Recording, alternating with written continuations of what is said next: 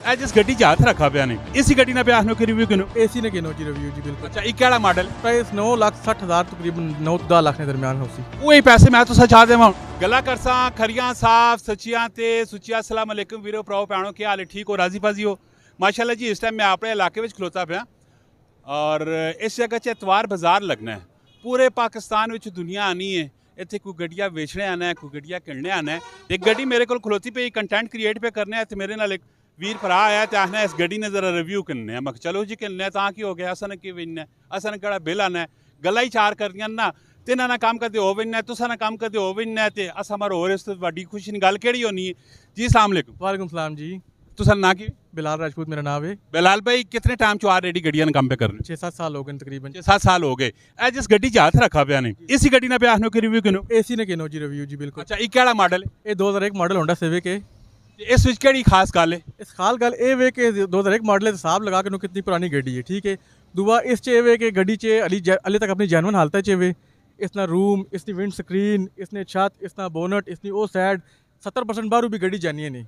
अच्छा मैं दसो कि जिस टाइम 0 मीटर आई है ये 2001 में गड्डी आई है ये तो उस टाइम इसकी प्राइस की है ये उस टाइम इसकी प्राइस 9,60,000 तकरीबन 9 ਤੋਂ 10 ਲੱਖ ਦੇ ਦਰਮਿਆਨ ਹੋਸੀ। वही पैसे मैं तो सचा देवां हुण नहीं वो तो नहीं वो तक 2001 ਤੇ जो कितना फ़र्क हो गया। उस टाइम डॉलर 60 रुपये ने थी मेरा ख्याल है आज डॉलर ना हिसाब लो के हो गया।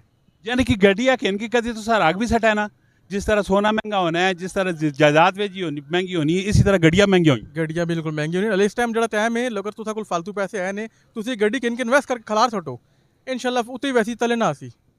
की वजह ये वजह ये वे कि पाकिस्तान की मार्केट दिन ब दिन उतने पे बनी है तो पिछले ताड़े जो ये शोर थी 2 महीने कम भी इतने शार्ट रहा है इसी वजह तू क्या आखने लोग जी बड़ियाँ सस्तियाँ हो सस्तियाँ नहीं हुई वो बड़ा मजीद महंगी हो गई। जापानी गड्डियाँ टैक्स लग गया है तो दूसरी गड्डियाँ जी दूसरी गड्डी ने उस इन्वाइस टैक्स ला सटे पहले सीसी टैक्स लगना सी हूँ इन्वाइस टैक्स लग पे तो उन काम थोड़ा जहा और उत्ते चला गया हूँ लोग जो अक्सर जी बाद च कहते हैं बाद वाला काम रोला हो गया पहले चाह के उन्होंने तो वादे च रहा उन काम और महंगा हो गया। Very good. अच्छा बिलाल भाई मैं तुसी दसो कि ये गड्डी इस टाइम असें अगर करना चाहवां तो कितने तुसी दसो ये 15,75,000 इसकी डिमांड करने हैं 15,75 इस नाले नहीं गड्डियाँ लोग 17 लाख पे मंगने ने पर बड़ी ज़्यादा डिमांड रखी है ताकि थोड़ी जी किसी में फ़ायदा भी हुए ताकि गड्डी भी ऐसा नहीं बिक जोले ताकि किसी फ़ायदा हुए तो कागजा शागजान की सूरत हाल है कागजा बिल्कुल 3rd ऑनर गड्डी है तो को हिसाब लाओ 2001 मॉडल है तो टोटल 3 ऑनर ने इसकी मतलब जिस कढ़ाई होती उस इस्तेमाल की भी थोड़ा सा किसी और की थी तो 6 साल 7 साल को ऐसा कुल खलती रही है गड्डी है।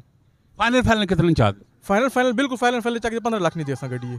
देखो कि दी तो साज जिस टाइम 0 मीटर रही तो उस टाइम और रेट है तो इतना कुछ प्रॉफिट किनो ना कि जड़ा बर्दाश्तेबल होने बस ऐसा आप भी इतनी कि पाई ना तां पे आना ना मैं देने वाली गल की थी ना 15 लाख रुपया बिल्कुल डेड फाइनल है जायज़ फाइनल पैसे ने इसने। अच्छा तो वैसे तो सर नंबर की नंबर 0333 533 6696। अगर कुछ ज़्यादा काला आइया ने तो काला सा फोन करके इतना आखसो ना कि आगे जैसा नहीं वीडियो डिलीट करो क्योंकि लोग ज़्यादा काला करने लाख पे चस के लाने लाख पे कोई ऐसा मसला नहीं होना नहीं जी बिल्कुल ऐसा मसला इसलिए असं काला नाल खुश होने जो लोगों नॉलेज दसना जी शायद पुलिस दसना 100 बार राती करो जिस टाइम करने वास्ते बंदा अवेलेबल होना है वो फौरन रिप्लाई दे सी। वेरी गुड माशाल्लाह जी बड़ी चंगी गल है स्क्रीन ने उत्ते तुसी गड्डी पे वेखने हो सो अगर तुसा गड्डी चाहिए नहीं तो जरूर तुसी इन्हां नाल राबता करो और ये तुसा रिप्लाई भी दसो नहीं खुश होने तुसा नहीं काला तो दुबा के काला करो इतना काला करो मज़ा आना है कि चस आ जुले मिल रहे नेक्स्ट वीडियो फी अमान अल्लाह लेकिन एक बूटा भी लाइयो फी अमान अल्लाह पाकिस्तान जिंदाबाद जी।